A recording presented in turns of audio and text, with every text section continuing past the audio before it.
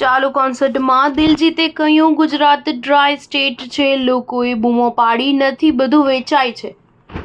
Punjabi singer actor Diljit દોસાંઝ પોતાની દિલ્યુમિનાટી ટૂરના કારણે હાલ ચર્ચામાં છે, જેના ભાગરૂપે દિલજીત ઘણા રાજ્યોમાં જઈને કોન્સર્ટ કરી રહ્યો છે। 15 નવેમ્બરે હૈદરાબાદમાં દિલજીતનો કોન્સર્ટ હતો। આ અંગે તેલંગાના સરકાર દ્વારા ઇવેન્ટના આયોજકોને પાઠવીને કોન્સર્ટમાં આલ્કોહોલ, હિંસા અને ડ્રગ્સવાળા ગીતો ન ગાવાની સૂચના આપી હતી। નોટિસમાં પંચતારા અને પટિયાલા પેગ જેવા ગીતોનો ખાસ ઉલ્લેખ કરવામાં આવ્યો હતો। દિલજીતે સોશિયલ મીડિયા પર એક વિડીયો શેર કર્યો છે, જેમાં તે સરકાર પર ટોણો મારતો જોવા મળી રહ્યો છે। દિલજીતે કહ્યું, એક સારા સમાચાર છે કે આજે મને કોઈ નોટિસ મળી નથી।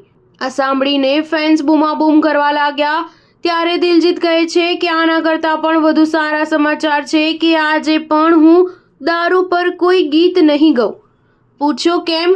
ગાંધીનગરના કોન્સર્ટમાં દિલજીતે કહ્યું કે હું દારૂ પર કોઈ ગીતો નહીં ગાઉં, કારણ કે ગુજરાત એક ડ્રાય સ્ટેટ છે। મેં 1 ડઝનથી વધુ ડિવોશનલ સોંગ્સ ગાયા છે, તેમજ છેલ્લા 10 દિવસમાં મેં 2 ડિવોશનલ સોંગ રિલીઝ કર્યા છે, જેમાં એક શિવ બાબા પર અને એક ગુરુ નાનક બાબાજી પર છે, પરંતુ કોઈ તેના વિશે વાત નથી કરતું। દરેક વ્યક્તિ ટીવી સામે બેસીને પટિયાલા પેગની વાત કરે છે। દિલજીતે કોન્સર્ટમાં વધુમાં કહ્યું કે હું તે પણ નહીં ગાઉં, આજે પણ હું એ ગીતો નહીં ગાઉં, નો ટેન્શન। હું પોતે દારૂ પીતો નથી, પરંતુ બોલિવૂડ સ્ટાર્સ દારૂની જાહેરાતો કરે છે, દિલજીત દોસાંઝ નથી કરતો। મને છંછેડશો નહીં, હું જ્યાં પણ જાઉં છું ત્યાં શાંતિથી કોઈને કોન્સર્ટ કરીને નીકળી જાઉં છું, તો શા માટે મને છંછેડો છો? ગુજરાત વિશે વાત કરતા દિલજીતે કહ્યું કે મને ખબર નથી, તમે લોકો કહેતા હશો કે ગુજરાત ડ્રાય સ્ટેટ છે, ત્યારે ભીડમાંથી ઘણા લોકોએ તેનો વિરોધ કર્યો હતો। લોકોએ બૂમો પાડી હતી કે ડ્રાય સ્ટેટ નથી, બધું વેચાય છે। જે બાદ દિલજીતે કહ્યું હતું કે ઘણા લોકો કહે છે કે ડ્રાય સ્ટેટ છે, ઘણા કહે છે નથી।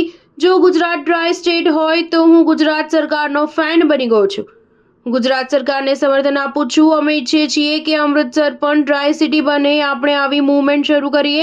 હું દારૂ પરના બધા ગીત ગાવાનું બંધ કરી દઉં અને સરકાર બધા દારૂના ઠેકા બંધ કરી દે। મારા 4-5 ગીતો છે, હું નહીં ગાઉં, બદલી નાખીશ, મને છંછેડશો નહીં। સ્ટાર ન્યૂઝ 7 હંમેશા સચ્ચાઈની સાથે।